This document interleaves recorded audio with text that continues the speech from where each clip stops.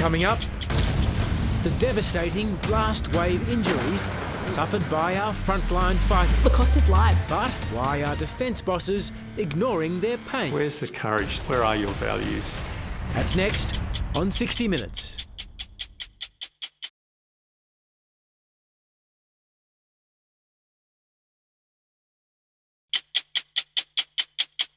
We ask a lot of our military personnel. If needed, we expect them to make the ultimate sacrifice. In return, they deserve to be provided with as much protection as possible. Tonight, though, evidence Australia is failing its frontline fighters. Many Australian troops who fire or come into close contact with heavy weapons and explosives are developing serious brain injuries. By just doing their jobs, they're being exposed to repeated high-impact blast waves. And it's not only occurring on the battlefield, it's also happening in training. But it seems keeping our soldiers safe has not been a high priority for defence leadership.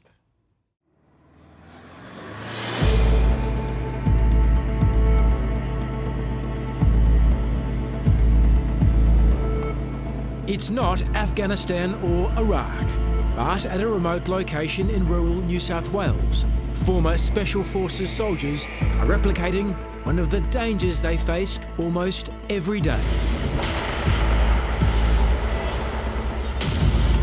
On the battlefield, as well as in training, when they fired heavy weapons or used explosives, they were exposed to blast waves.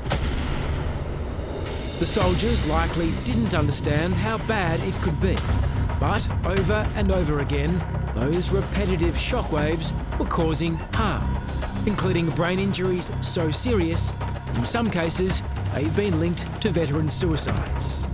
Some of these stories that I'm getting are just tragic. This is a blast wave going through your whole body. Retired Lieutenant Colonel Paul Scandin has lost faith in the Defence Force he once proudly served. He's disappointed about what he claims is a lack of action by the ADF to recognise and do something about the threat of blast waves. I can see you're emotional when I ask you about fighting for your men and women under your command. You never really stopped fighting though, have you?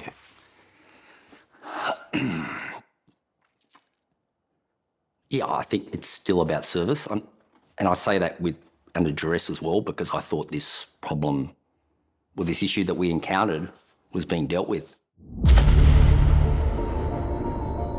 Paul Scandin says it's not only the effects of blasts from heavy weapon systems that's worrying, but also what's called explosive breaches. These are where soldiers experience high-impact forces close up. Situations like where they're storming an enemy position. Today's test is to accurately measure the blast waves the soldiers endure. We're all good to go. Stand by and firing! Jesus, that is, you can feel that punch through your whole body. Even a good distance from the explosion, and with protection, the detonation takes your breath away. But former Navy clearance diver Daniel Pace says up close it's much worse. Using blast gauges on this dummy soldier, he's developed AI technology to measure the exact amount of impact damage. The results are disturbing. So what are you looking for here? So these indicator lights give us an indication of the PSI reading range. And what we can see here is the flashing yellow light means that it's between 1 and 3 PSI. Which means what in terms of the impact on a person? It's definitely causing compression of the brain, causing brain damage, and for whatever reason, this is considered safe at this distance. For the first experiment, the dummy soldier was 10 metres away from the explosion.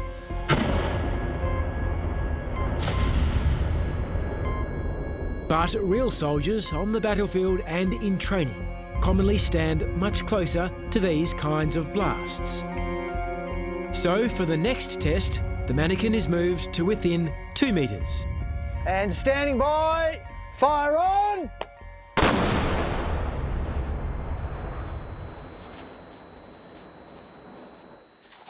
Even expecting that second time round, you can still utterly feel that blast. It hits you.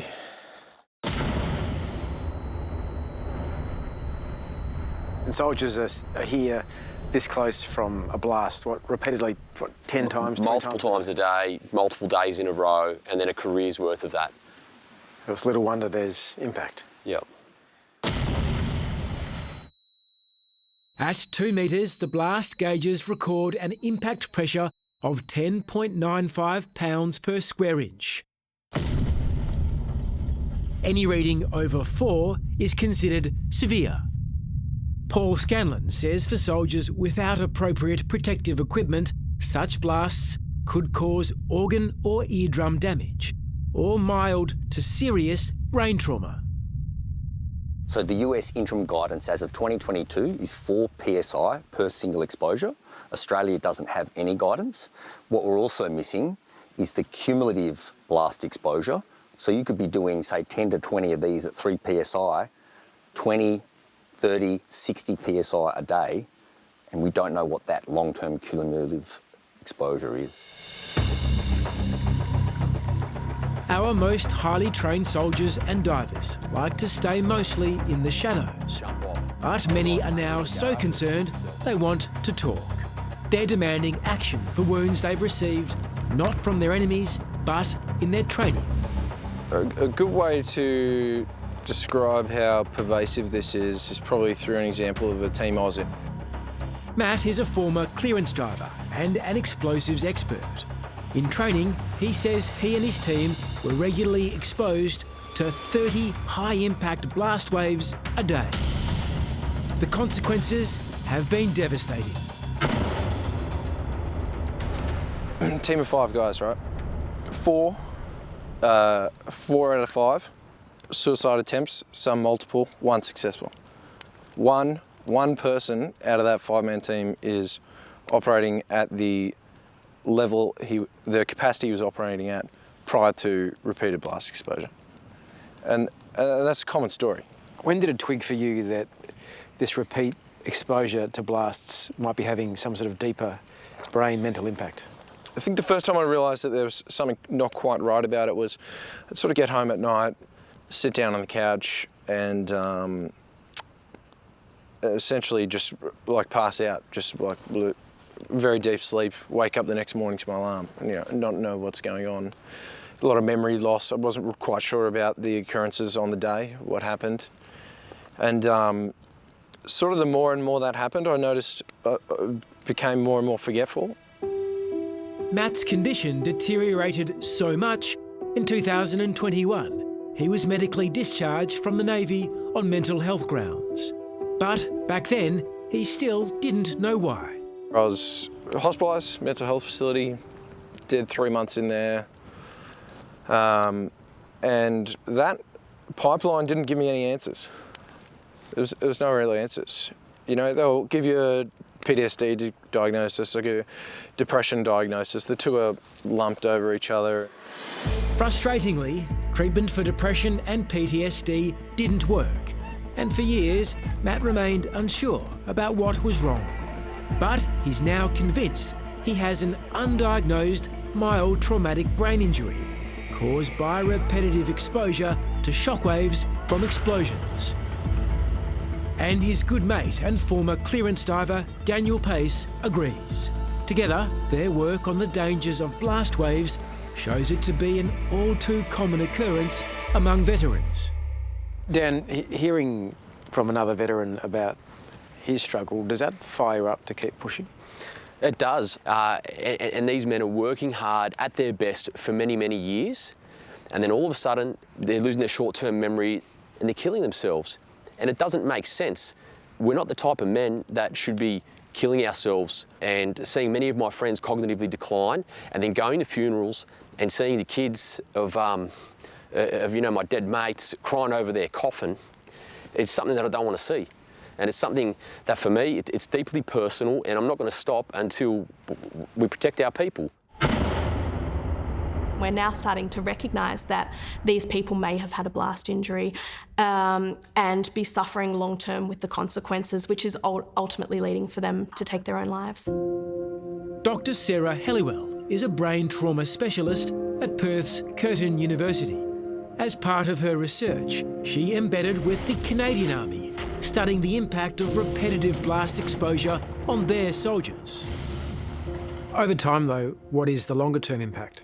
In terms of the brain, we're starting to have more and more evidence of loss of volume of the brain matter. So we can think of that almost as accelerated ageing. And we're starting to see changes to the white matter. And the white matter is the part of the brain that sends information and coordinates information to control essentially all of our functions. You've obviously worked closely with the Canadian Defence Force. Have you heard from the Australian military? No, I haven't. When I returned back to Australia, I didn't see so much an appetite for military research. If we don't get this right, if we don't do the research, what's the cost? Well, the cost is lives, as we're seeing.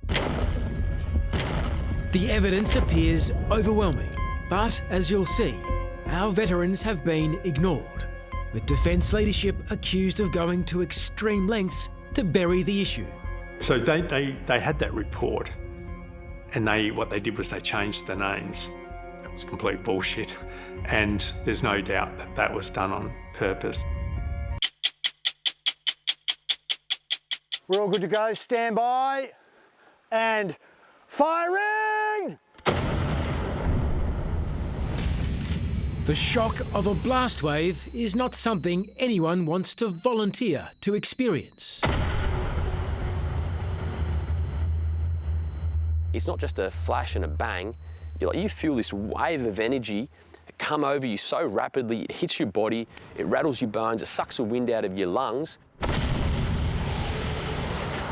It's dangerous, but it's a regular part of the job for many of our diggers.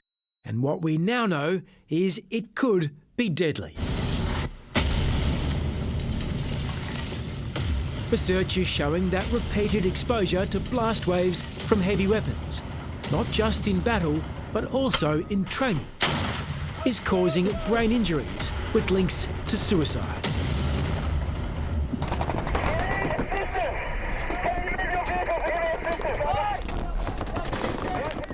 Afghanistan, 2006. SAS Sergeant Andrew Cave and his team are holding off a Taliban attack.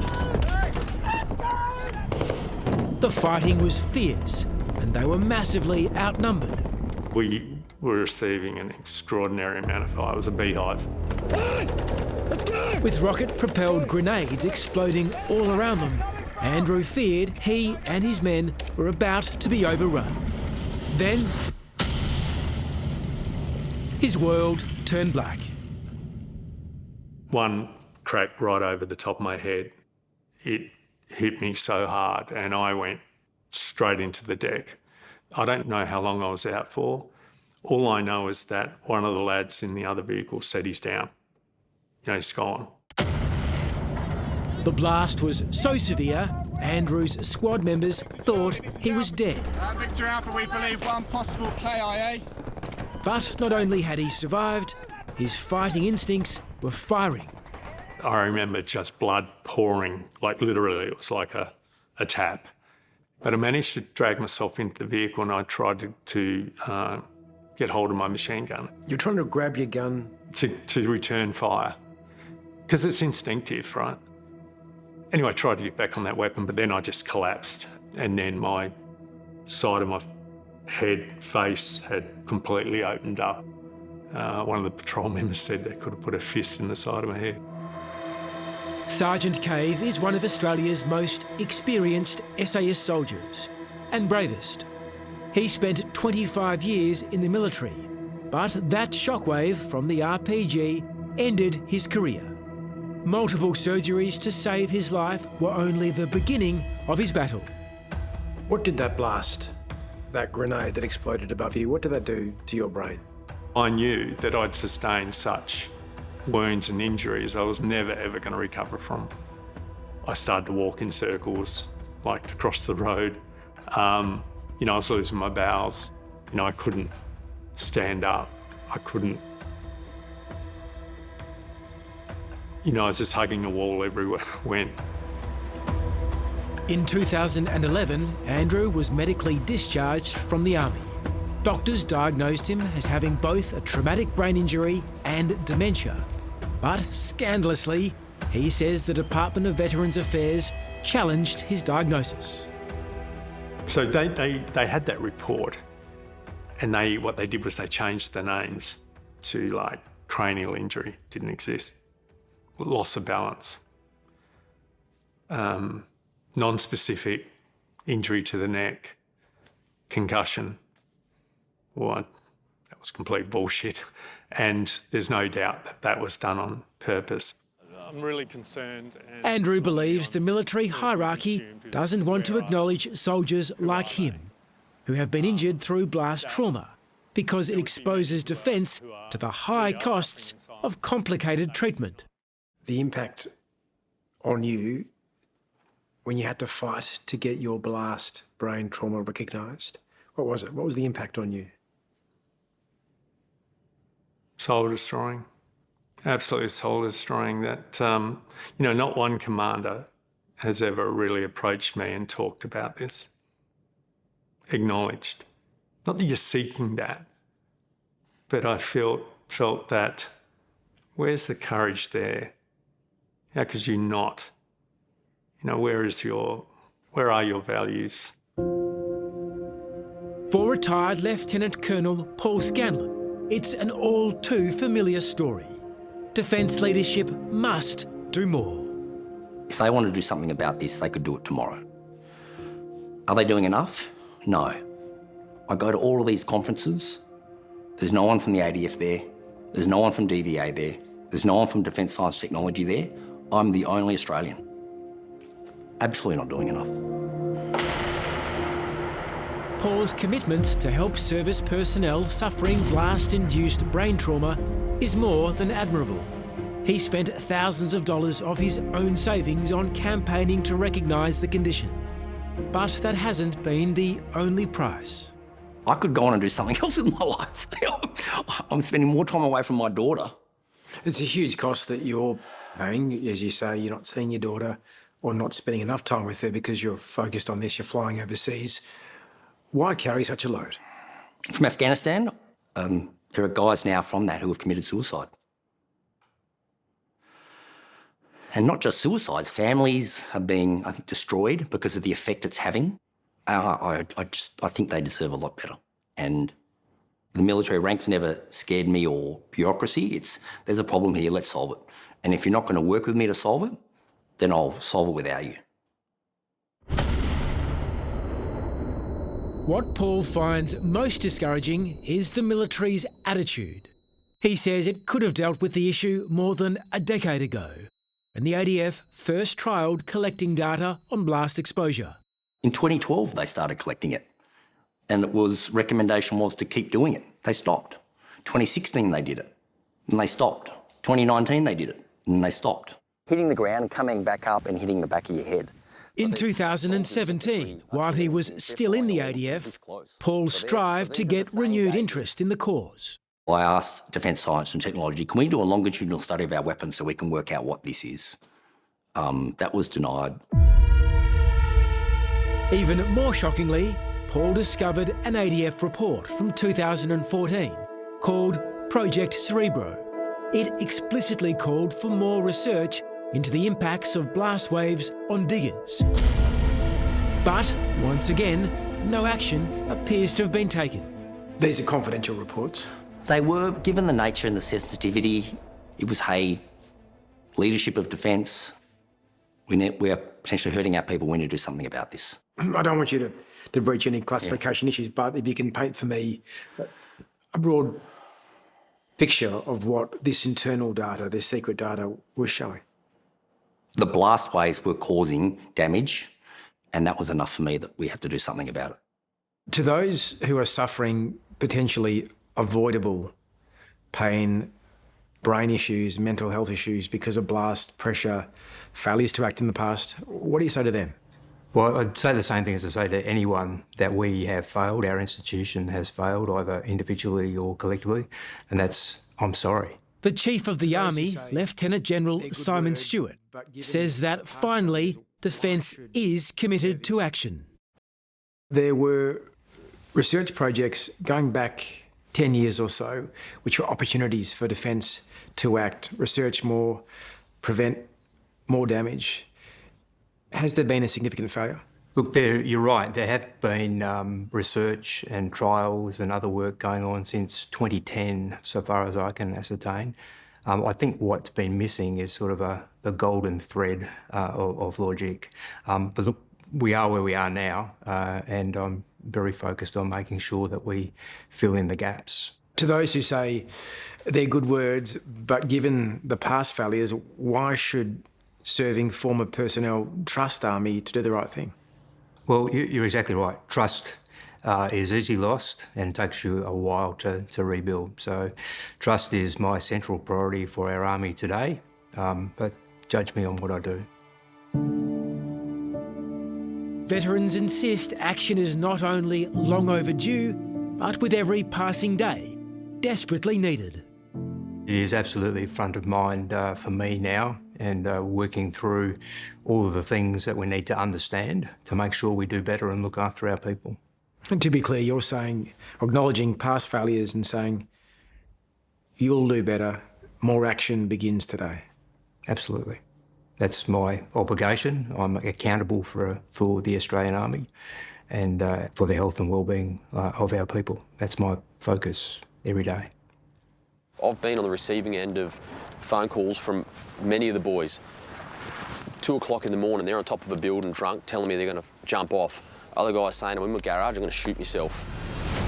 Former clearance diver Daniel Pace was hoping his team's life-saving technology would be picked up by the ADF to help protect service personnel from blast waves into the future. But after receiving initial funding from Defence, the money suddenly stopped, with the technology seemingly abandoned by the military.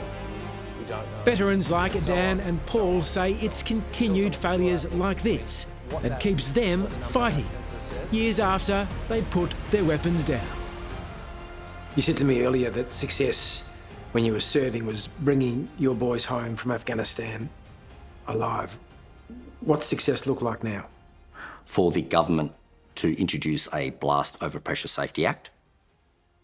Success is the government introducing that legislation and funding it to force the ADF to do something about it. And then the ADF baseline cognitive testing of all their soldiers and recruits and start collecting the data. Put the blast gauges on people and start getting the data. You told me you're missing out on critical time with your daughter to go to conferences, to meet people, to demand research, to demand change. How do you explain to her why you're not there?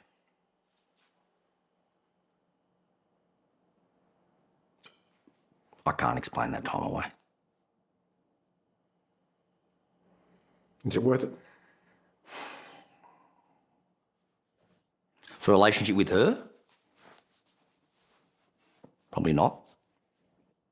But the lives of a lot of serving men and women and veterans? Yeah. I'm sure she's very proud of you.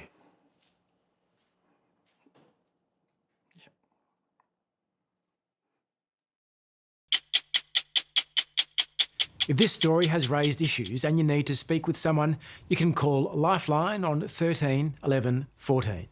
For serving military personnel, veterans and their families, 24-hour support is available at Open Arms. Call 1800 011 046. Hello, I'm Nick McKenzie. Thanks for watching 60 Minutes Australia. Subscribe to our channel now for brand new stories and exclusive clips every week. And don't miss out on our Extra Minutes segments and full episodes of 60 Minutes on 9now.com.au and the 9Now app.